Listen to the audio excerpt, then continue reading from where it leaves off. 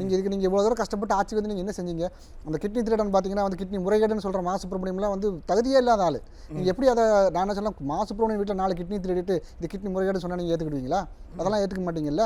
அதில் அந்த கிட்னி திருடனா ஓப்பனாக சொல்கிறேன்னா இத்தனை கிட்னி எடுத்தேன் அப்படிங்கிறாங்க. கிட்னி அறுவை சிகிச்சைக்கு உங்களுக்கு நீங்கள் பெர்மிஷன் கொடுத்துருக்குறாங்கன்னா முறைப்படி பண்ணுனா அது பரவாயில்ல. நீங்கள் 500 ஆப்ரேஷன் பண்ணினதான் நீங்கள் சொல்லிங்கன்னா 500ல் எத்தனை இதுங்க திருடி வச்சுருக்கீங்கிறது இன்னும் வந்து இந்த நமக்கு இந்த இன்வெஸ்டிகேஷன்லாம் அழகாக தெரிய வரும். ஓப்பனாக சொல்கிறேன் நான் ரோல்ஸ் ராய்ஸ் கார் வாங்கணும் அப்படின்னா இன்னும் நான் பல கிட்னி திருடனுங்கிற ஓப்பன் நான் சொன்னேன். உனக்கு ரோல்ஸ் ராய்ஸ் கார் வாங்கணும் அப்படின்னா உங்கள் அப்பா உங்கள் அம்மாவும் பொண்டாட்டி பிள்ளைங்க கிட்னி திருட வேண்டியனா எதுக்கு கஷ்டப்பட்டவங்க வீட்டை கிட்னி திருடுறீங்க? இன்னொன்று அதன் மூலம் நம்ம தெரிய வர்றது தெரிஞ்சுக்க வேண்டியது என்னென்னா எதுக்கு எடுத்தால் திராவிட ஆச்சு எல்லோரும் சந்தோஷமாக ஏன்னா சந்தோஷமாக இருக்குன்னு எவனா கிட்னி விற்று பிழைப்பானா அப்படின்னா இந்த லட்சணத்தில் கொண்டே விட்டுருக்கிறீங்க. தன்னுடைய உடல் உறுப்புகளை விற்று அவனை ஒரு கஷ்டத்தில் கொண்டே விட்டுருக்கிறீங்கன்னா உங்களோட ஆட்சியோட லட்சணம் இந்த லட்சணத்தில் இருக்குது. அதை செஞ்சது மட்டும் இல்லாமல் ஓப்பனாக ஒருத்தர் ஸ்டேட்மெண்ட் கொடுக்குறேன் நான் வந்து என்ன சொல்கிறேன் நான் தான் திருடுனங்கிற மாதிரி அதை இன்டெரக்டாக தைரியமாக சொல்கிறாங்க. இப்போ இன்னொரு சமீபத்தில் ஒரு நியூஸோட நான் கேள்விப்பட்டேன். அது எந்த அளவு உண்மைங்கிறது தெரியல.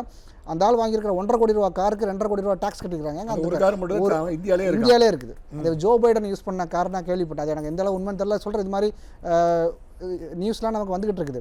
இல்லை நான் என்ன சொல்கிறேன் இவ்வளோ தைரியமாக இவங்க பேசுகிறவங்க மேலே உங்களுக்கு எதுக்காக தயக்கப்படுறீங்க? அந்த எம்எல்ஏவை நீங்கள் அரெஸ்ட் பண்ணுறக்கோ நீங்கள் அரெஸ்ட் பண்ணால் பேர் உங்களுக்கு தான் கிடைக்க போகுது. ஏன்னா நீங்கள் வந்து ஒரு உடனடியாக ஆக்சிடென்ட் எடுத்துட்டு சொல்லலாம். இன்னை வரைக்கும் நீங்கள் எந்த ஆக்சிடென்ட் எடுக்கவே இல்லையா? அதுக்கு ஒரு எஸ்ஐடி ஃபார்ம் பண்ணி ஸ்பெஷல் இன்வெஸ்டிகேஷன் டீம் வந்து ஒரு கோர்ட் ஃபார்ம் பண்ணி கோர்ட் டைரக்ஷன்லேயே எல்லாமே வந்து அவங்க சப்மிட் பண்ணணும். இதை நம்ம பார்க்கும்போது எப்படின்னா எலெக்டட் கவர்மெண்ட் ஒன்று இல்லை அப்படிங்கிறத நம்மளுடைய கருத்து.